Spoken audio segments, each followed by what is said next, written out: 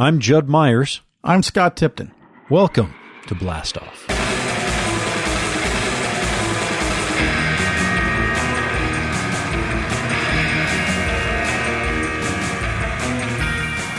And welcome to the Blastoff podcast. We had us quite a week last week. It was Free Comic Book Day. Judd, tell us all about it. It is my absolute favorite day of the year in the store. Free Comic Book Day is where everybody comes together, friends, family.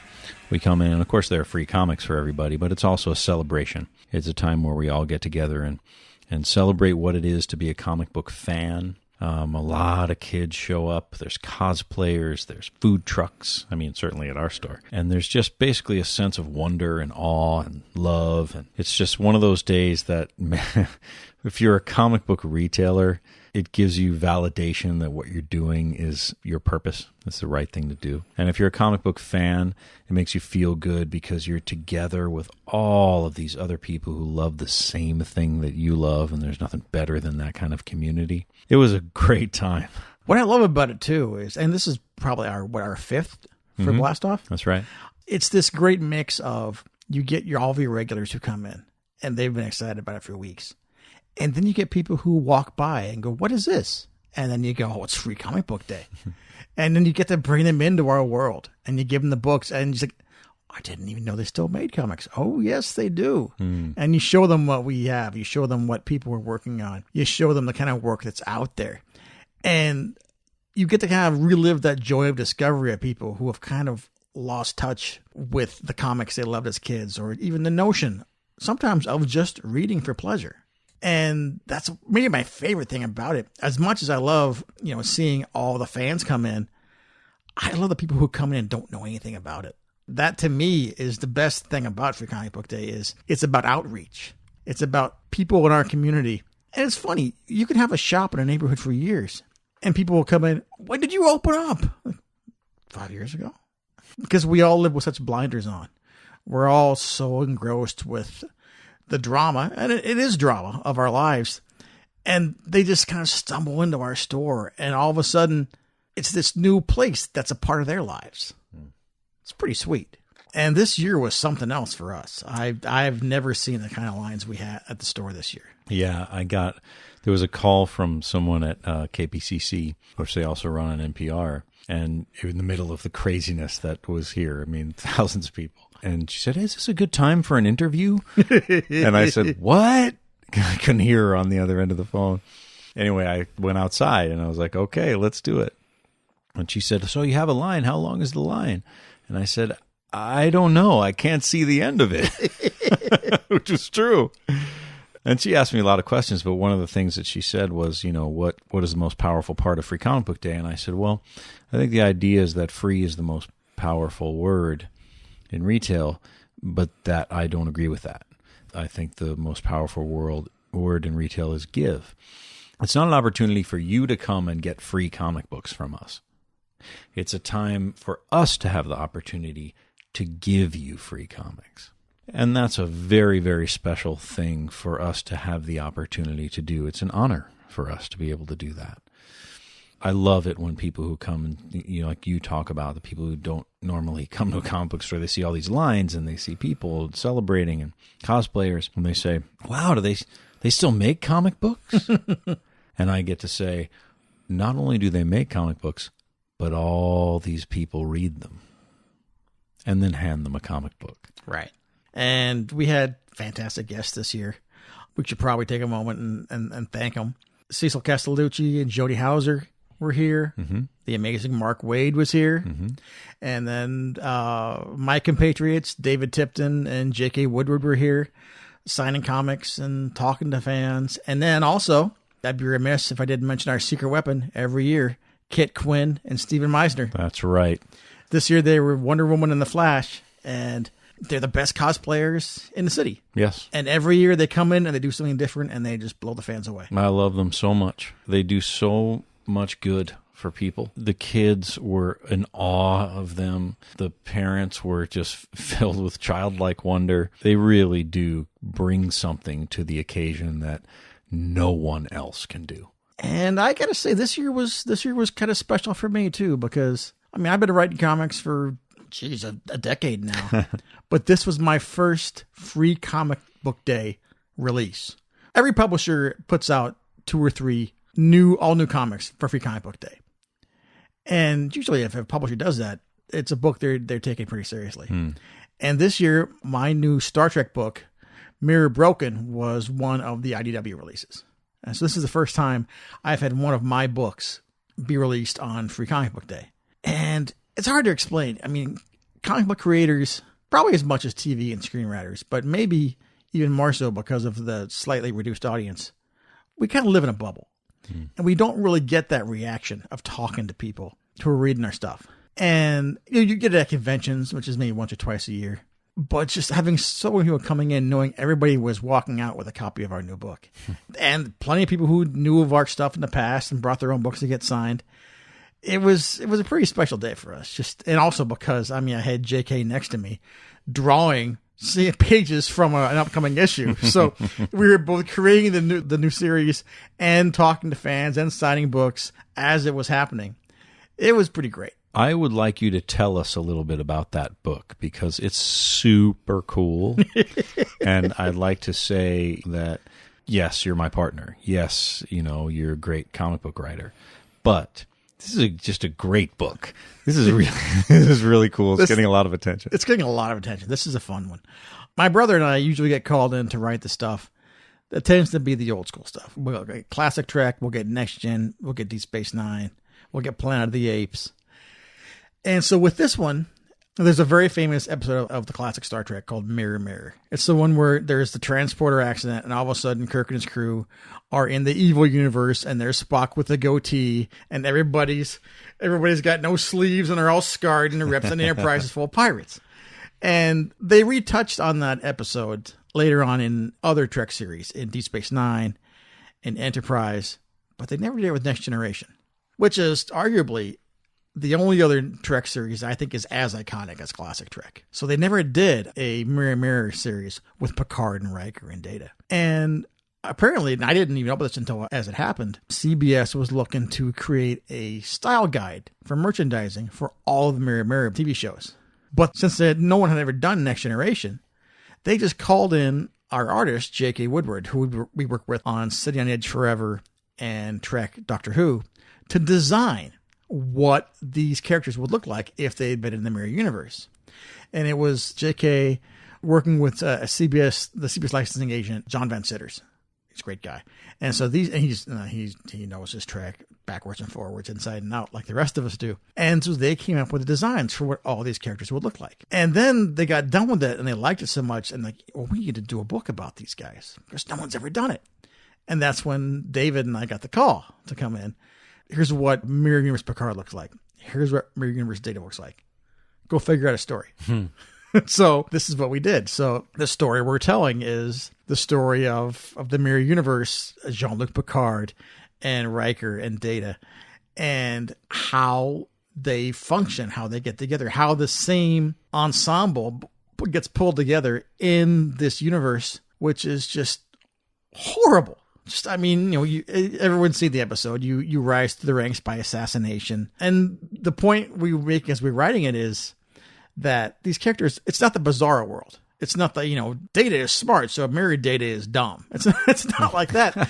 It's how do these characters that we all know so well, how did they come out in a world where everything around them is differently, has forced them to live differently? How do they react to an entirely negative surrounding, a negative upbringing, a negative reinforcement for everything they do? And it's forced them to take unsavory steps to advance.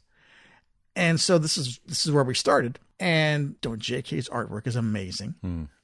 And it's got an amazing response so far. I understand that it's been sold out before it even is published. Issue 1 did sell out before it even hit stores. The first issue will be released as we record this, this coming Wednesday.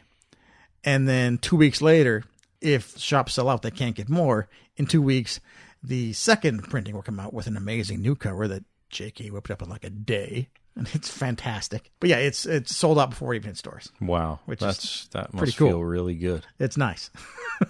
And also, I mean, the response we got on Free Comic Book Day was just not only from the people we talked to, but then whether it was the Nerdist or IO9 or National Public Radio, everyone just reacted to this, saying this book is the book we never knew we wanted. Which is my favorite quote from it so far.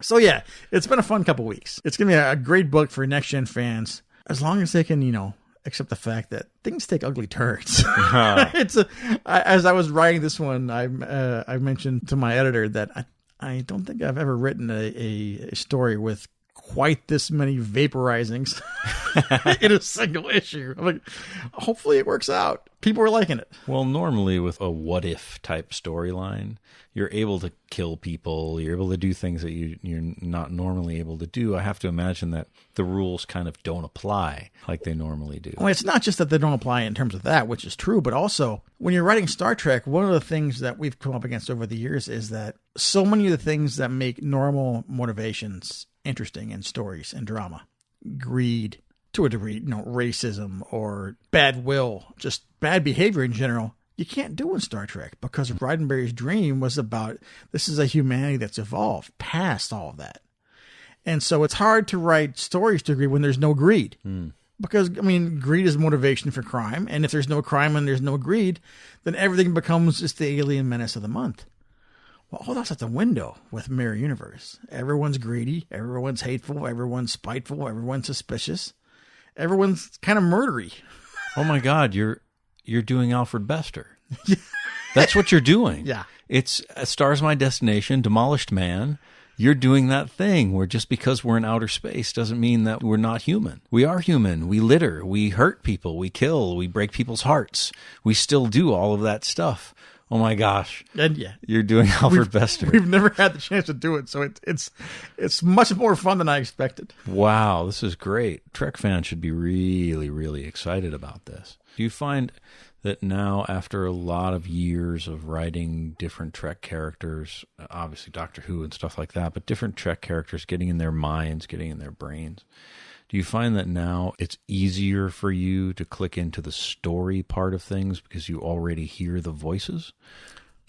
That has always kind of come naturally, which is part of why I think I've been able to do this so long, is that certainly for classic Trek, but especially for Next Generation, because with Next Generation, I grew up watching classic Trek, and so that was always kind of in the background. But I grew up watching Next Generation as it happened new. And, with classic Trek, there's 3 years, that's it. With Next Generation, there's 7 seasons, and I watched every episode new as it happened. So I kind of grew into those voices the same time the actors did. So, I hear that Picard voice or that Data voice or that Riker voice in my head immediately. So with those, with Next Gen, I can kind of, the dialogue part is never even an issue. The plotting is always the trickiest part, because Star Trek's been around for so long. It's 50 years and 5 series, and a dozen movies. And so before we come up with any plot, we have to spend an hour and a half on, there's a website called Memory Alpha, which is the Star Trek, basically Star Trek Wikipedia. Just make sure that any idea we have hasn't already been done 2 or 3 times before. That's the biggest problem with writing Star Trek, is there's just so much of it. But as far as the character voices go, I can sit down and write Picard in an instant. That's no problem. I wonder what Patrick Stewart is going to think about this. Brent Spiner did retweet the cover on Free Comic Book Day, which made me very happy. Now we're talking. His remark was that, because, again, on the cover, both Mirror Universe Data and Mirror Universe Picard are sleeveless and have massive guns. But Spiner's comment was that the sad thing was that Patrick Stewart always had those arms, and he never did. That's pretty great. Is there a Star Trek story or a particular Star Trek, one of the shows, that you would really like to do a story for? Star Trek the Motion Picture. Oh, whoa. We have been wanting to get... Come on, really? Because the way the Star Trek timeline works, there's the classic series, and there's Star Trek the Motion Picture, where they're all in the white pajamas and the belt buckles with no belts. And sexy bald lady. Persis, come on, sexy bald lady. But then, according to the timeline, if you work it out, there's about 10 years between that movie and Star Trek II, Wrath of Khan. And there's supposed to be a second 5-year mission in there, with the Kirk and his crew on that new Enterprise. Yes. From the motion picture. And we have been trying to make that happen for years. And what is the resistance to that? It's Star Trek is a many armored beast.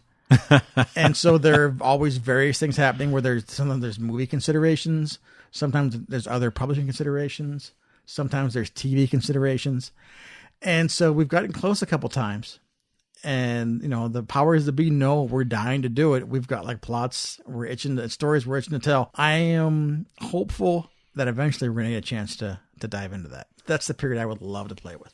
Well, because this is going to make them a bucket of money, perhaps all of you IDW people who are out there, Chris Ryle, who are listening to this might take this into consideration when you think of all the money that you're making off of Scott and David Tipton. I'm just saying. I just want to put it out there that, sometimes there's nothing more powerful than an idea whose time has come. Anyway. What else do we have to talk about? Well, we're going to talk about the Blastoff podcast and where it's going, because we're not going anywhere. But there's going to be a little, I wouldn't say it's a change, but we're kind of thinking of this as next week being the end of our first season. Mm-hmm. And after that, we'll be gone for a couple weeks. We'll be down. Don't worry. We're coming right back, and we're coming back strong. When season 2 begins early June, we're going to have a lot of very interesting stuff happening. Oh, yes, we will. We've already been working on it and working on it and working on it some more. And I'm about to take one for the team, everybody. Just you wait. I'm not messing around. I am not messing around. But we'll still have one more week to go. So next week, be sure to come back. We'll be calling our season 1 finale. Mm-hmm. And then keep your ears open as we come back strong in June for the beginning of season 2. But we still got a new show this week. Yes. What's up for retails this week? Well, I actually don't want to say too much about it. I think this particular episode of Retails speaks for itself. So let's just get on with that. So what's happening in Comics 101?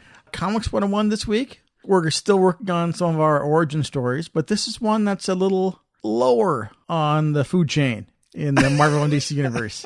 He's not a giant player yet. He might be someday.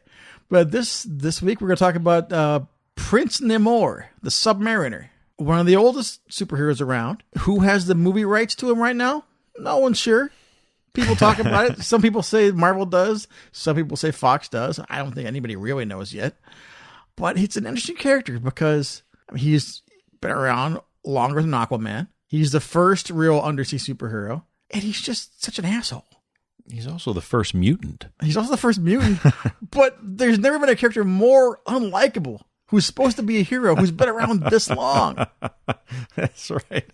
He's just such a jerk all the time.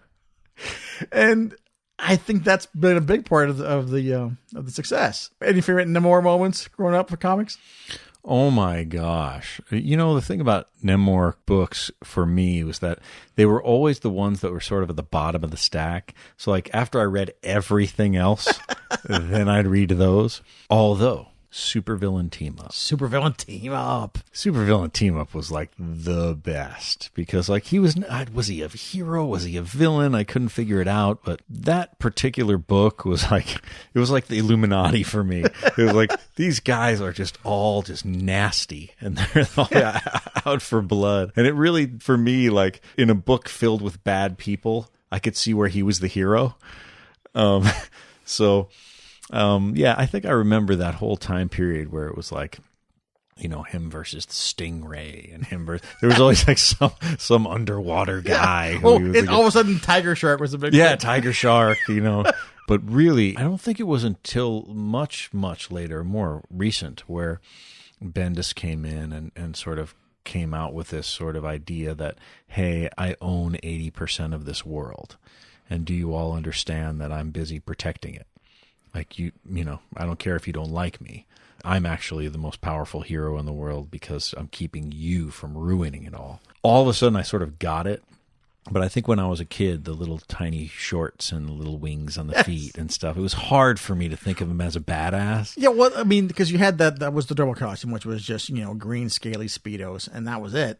Yes. But then the one thing, they give him a full costume. It's that horrible 70s disco suit with the giant wings Right. and the black leather. I mean, he has not had good luck at the costume department. That's right. But for me, when I was growing up in the 70s reading Marvel books, you would occasionally see Submariner in Defenders every now and then. Mm-hmm.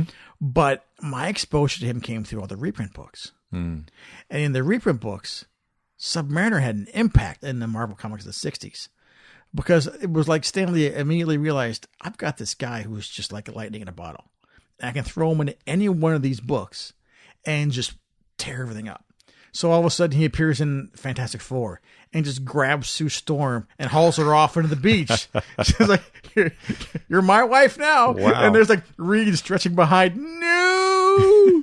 And then, well, that was good now. So now we'll move him over to Avengers, where he busts up an Eskimo gathering and throws this giant chunk of ice into the water. Oh, and Captain America's in there. So thanks to Namor, we get Captain America back. And then they just toss him over to Daredevil. And Stanley and Wally Wood give you like 25 pages of Namor just beating the crap out of Daredevil. And Daredevil just won't give up. And it was like you put him in any book, it was magic because he would just come in and tear things up. And to this day, that's the best. I'm always happy when there's not a Namor book because he's the guy you just throw in there and make things happen. Well, I'm just as anxious as everybody else listening to get to it and see what it is that we can learn from the historian today about Prince Namor, the Submariner.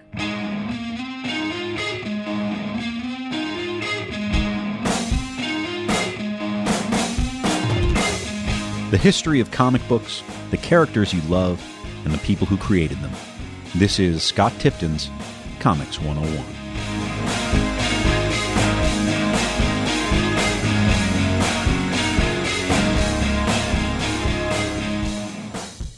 He's a water-breathing strongman from the ocean's depths. He's the rightful king of Atlantis, and he often teamed up with some of Earth's most powerful superheroes. And he's not Aquaman.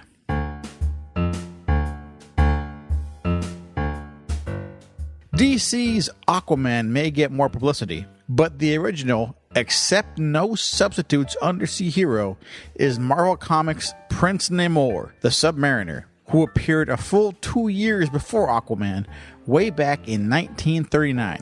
But not only did Namor come first, he's also a far more interesting character than Aquaman, mostly because he can be such an insufferable jerk. Truly, comics' first real anti-hero. The Submariner's initial appearance was in Timely's first comic book, Marvel Comics #1, in October 1939. Although the story had seen print earlier in a black and white movie theater giveaway entitled Motion Pictures Funnies Weekly #1, Marvel Comics #1 was Namor's first nationwide exposure. The debut story, entitled simply The Submariner, was written and drawn by Bill Everett, and, compared to other crude, simplistic strips of the time, was a lavishly illustrated wonder.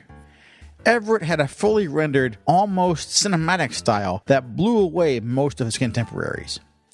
Small details, such as the indication of visual distortion with light, gray-toned lines, or the ever-shifting hairstyle of Namor, served as a constant reminder that the scenes were set underwater. The story opens with a curious account of a deep-sea salvage diver who is convinced that someone or something has beaten his team to a shipwreck. Divers are sent underwater to investigate, and they encounter a man swimming at crushing depths without pressure suit or oxygen helmet. The swimmer mistakes the heavy-suited divers for some sort of mechanicals and cuts their oxygen lines to the surface. The swimmer retrieves the bodies of the murdered divers and takes them to an undersea grotto. He enters a royal chamber to show off his prize, the pressure-suited corpses, and boasts of his destruction of a surface-dweller ship. Only after removing the helmets does he realize the divers are in fact real men. We meet the swimmer's mother, Fen, who explains to her son Namor how he came to be. Decades earlier, Fen, the Atlantean princess, had been sent to the surface as a spy to investigate the inadvertent bombing of Atlantis by a scientific vessel, the Oracle, captained by Commander Leonard Mackenzie. Fen stowed away aboard the ship, and soon she and Mackenzie fell in love and were married. All the while, Fen continued to report back to the Atlanteans in secret. Despite her warnings, the Atlanteans marshaled for a counterattack, but were all but destroyed by another bombardment from above, leaving only a few remaining. A pregnant Fen returned to Atlantis, and with the birth of Namor came the Atlanteans' last chance of revenge. Since his human Atlantean heritage means he is the only one who can live on both the land and in the water, as well as fly through the air, thanks to wings sprouting from his ankles, an accident of birth, making the Submariner Marvel's first mutant by about 25 years. His history now revealed, Namor takes off for the surface, set on avenging the injustices done to his people. This was a series ahead of its time, both in the subtleties of the storyline and the slickness of the illustrations. It doesn't feel like it was created in 1939. Here we have a situation where the protagonist is clearly in the right, yet his sworn enemy is America. This kind of duality in sympathy was uncommon in popular art of the time. Everett's moody style also feels far more adult and realistic than many other strips of the day, though he was not afraid to venture into the cartoony with the fish-like appearances of the male Atlanteans. As for Princess Fen, she's just human enough to remain attractive, while retaining the distinctive upswept eyebrows, large fish eyes, and blue skin characteristic of male Atlanteans. The series was renamed Marvel Mystery Comics as of issue number 2, and the next few issues featured Namor going on a tour of destruction above the surface world, focusing on New York City. He even betrays a bit of affection for a human woman, New York policewoman Betty Dean. The peak of Namor's uncontested rampage comes in Marvel Mystery Comics number 7, in which Namor plans to destroy the entire North American continent, using New York as his base of operations. Namor begins his campaign at the Statue of Liberty, not only attacking a guard upon his arrival, but also flying up the torch and throwing tourists out the window. Yikes. It wouldn't be long before World War II would put an end to the antagonism between Submariner and the city of New York. After all, if there's one thing Namor hates more than surface dwellers, it's Nazi surface dwellers. Soon Namor was all over Timely's covers, fighting Nazi troops alongside other Timely stars like Captain America and the Human Torch. The end of the war took quite a toll on the popularity of Timely's heroes, much more so than their DC rivals. Unlike Superman and Batman, who just kind of dabbled in Nazi hunting, Timely's heroes were so identified with the war effort that their adventures in peacetime seemed somewhat pointless. By 1949, Submariner and the Torch had both vanished from the pages of Marvel Mystery, which had changed focus and become Marvel Tales, a horror anthology. With the return of superheroes to Marvel in 1961, Marvel editor Stan Lee found himself with an unexpected success on his hands in the burgeoning series Fantastic Four. Lee delved full force into nostalgia with issue number 4 in May of 1962, reviving Namor as an antagonist for his new super team, as well as making him the romantic rival of Reed Richards for Sue Storm's affections. After being awakened from a decades-long bout of amnesia by Sue's brother Johnny Storm, Namor is immediately smitten with Sue and offers to spare the human race if she'll become his bride. Say what you will about Namor, at least he's not afraid of commitment. Lee knew immediately that he had a good thing with Namor, as well as a rare storytelling commodity, a sympathetic antagonist. Instead of pushing to get him his own book, Namor was apparently given the position of unofficial instigator of the Marvel Universe. Lee would simply move Namor from series to series in misguided altercations with various Marvel heroes. Submariner has had several attempts at solo series over the years since his Silver Age revival, usually with limited success. A 1968 series lasted a respectable 72 issues, during which Namor's well-known and rather unfashionable bodysuit was introduced, complete with big old disco-style underarm wings. Namor spent much of the 1970s as a member of the Defenders, Marvel's second-string non-team that united misfit and less popular characters in a loose affiliation, usually to face mystic or other dimensional foes. In the mid-1980s, Namor even joined the Avengers, the gold standard for superhero teams in the Marvel Universe. These days, Namor has tended to return to his traditional role as Monarch of Atlantis and Wildcard in any sort of superhero struggle. It can be hard to tell whose side he's on, though the answer is obvious. The same he's always been on, his own.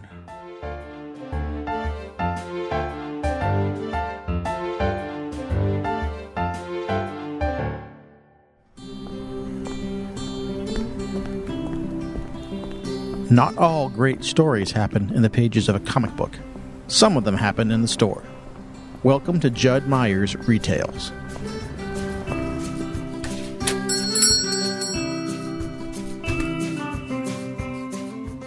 They looked like a nice young couple. I'd never seen them before, but it was a casual weekend afternoon, and there were lots of new faces milling about the shop.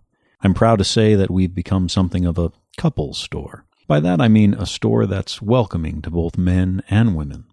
More importantly, one where husbands, wives, boyfriends, and girlfriends enjoy shopping together because they feel safe and can always find something to suit both of their individual tastes. You know the feeling of meeting someone for the first time and finding just how much you have in common? That feeling that you have when a brand new friend to share your opinions with and actually find yourself fascinated by theirs as well. No matter how old we get, I don't think any of us can ever say we don't enjoy the feeling of making new friends. You get to start new friendships pretty much every day in a small retail environment. You get the opportunity to meet every type of human being you can imagine and speak to one another with mutual respect. In a comic book store, we're all on equal footing, and we're all given the gift of walking in one another's shoes. So when this well-dressed young couple approached the counter, I felt the usual anticipation of making new friends and starting our first conversation about all of the many things we had in common. The lovely young woman spoke first.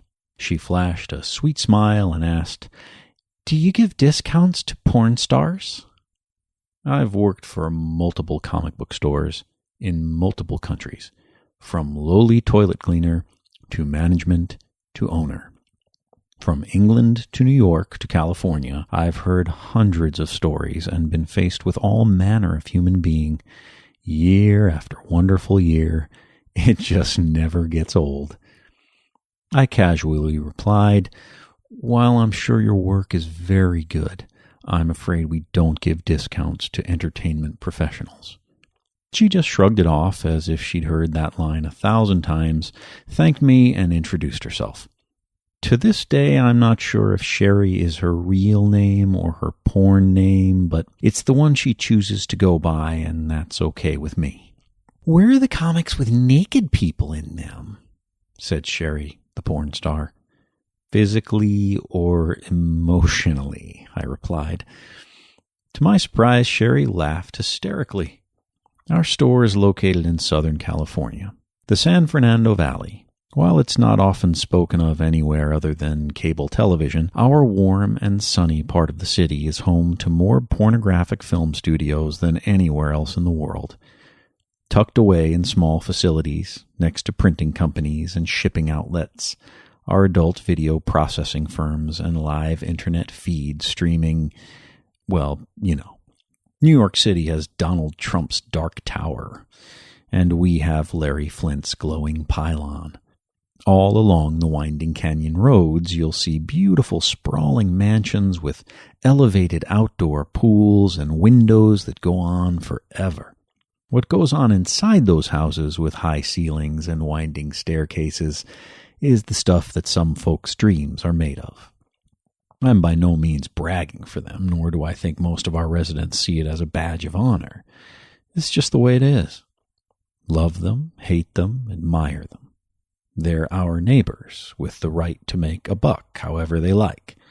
They're human beings, like us. But people talk about it as if it's something that goes on somewhere else. As if there's a fantastical pornographic city on the edge of forever, where all adult entertainment stories magically appear out of thin air. Nope. 80% of them are produced in our valley and are sent out into the world for all those who care to enjoy. It's a fact many don't like to discuss in mixed company. You might say it's the elephant in the room. I walked the floor of the shop with Sherry that afternoon.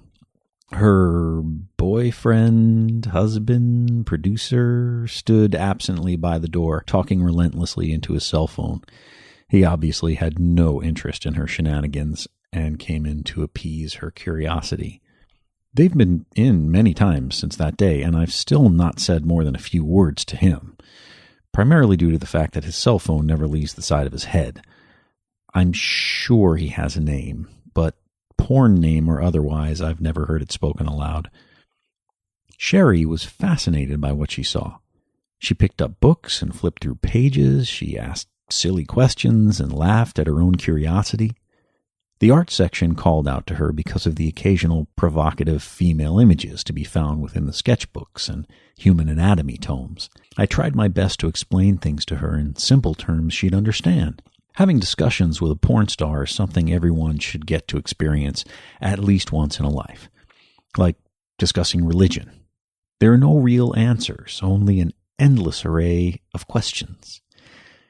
As we passed the modern classics section, a book caught her eye. As soon as she spotted it, I knew I was in trouble.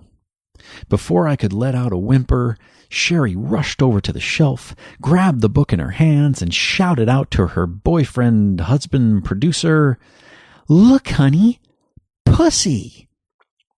For those of you who have never read any of Dan Clow's brilliant work, by all means, rush to your local comic book dealer and insist on them ordering it for you. He's the author of Ghost World, 8 Ball, and a host of other classic alternative comic book fare.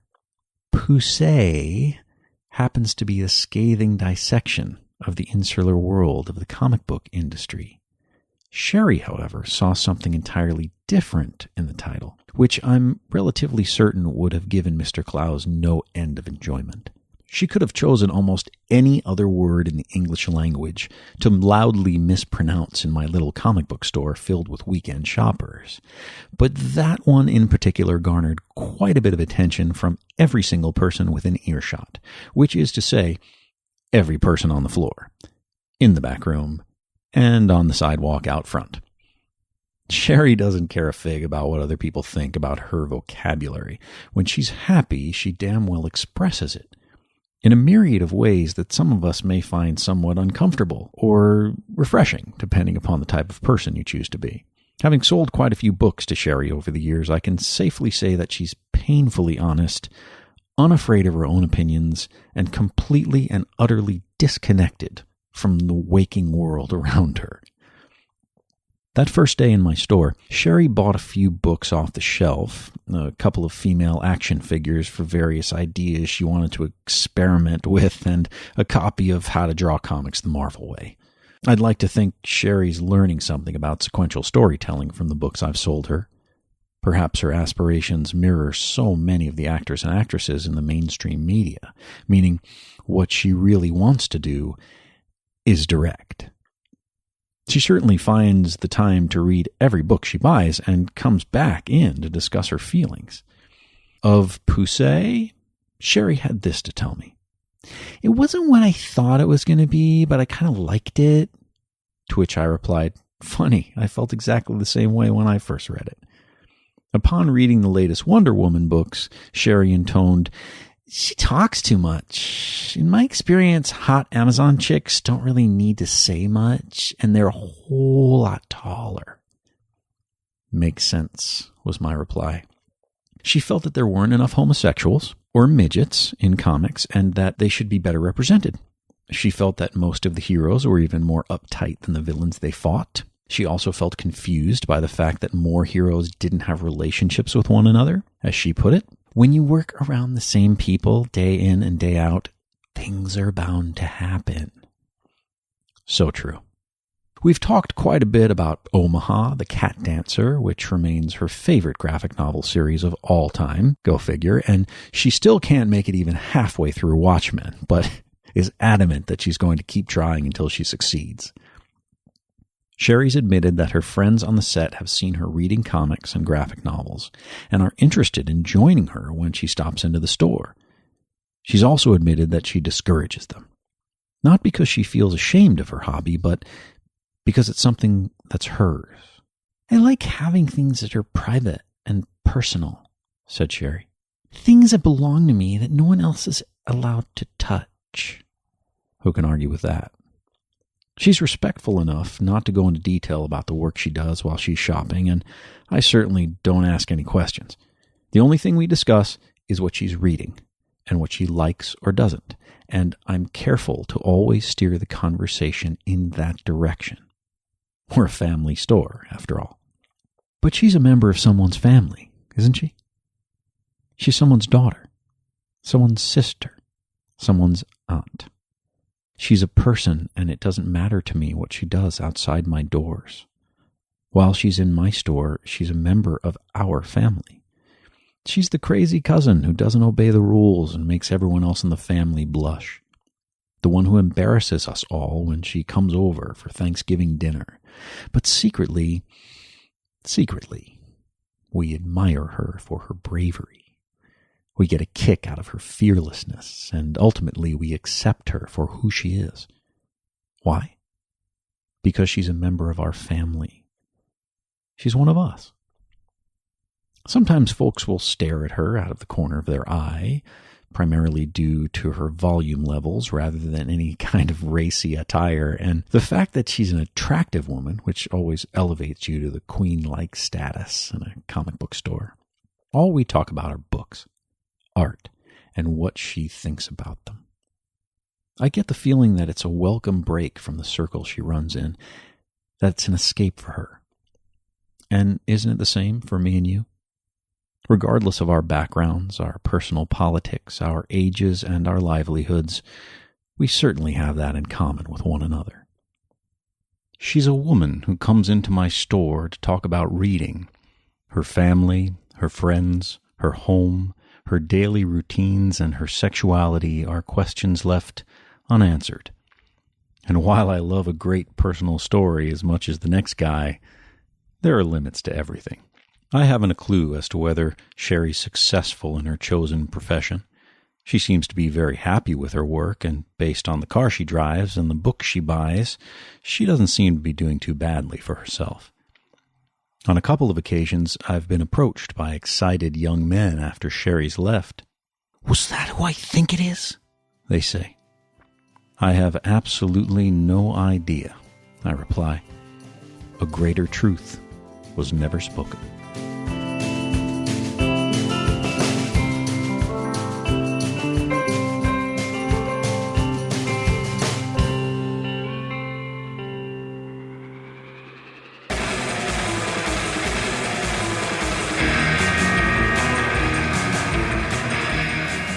The Blastoff podcast is produced by the Colonel, Jeff Fox, Scott Tipton, and me. Original music is composed and performed by Derek Anthony Gray. You can find more of his musical compositions on his website, derekanthonygray.com. For more information about anything you've heard us talk about today, check us out online at blastoffcomics.com. We have an active Facebook presence, so check us out over there on Facebook. And you can reach us on Twitter at blastoffcomics or on Instagram. Or you can come by our retail location in North Hollywood in the heart of the Arts District, 5118 Lankershim Boulevard in North Hollywood, just 2 blocks south of Magnolia. See you soon.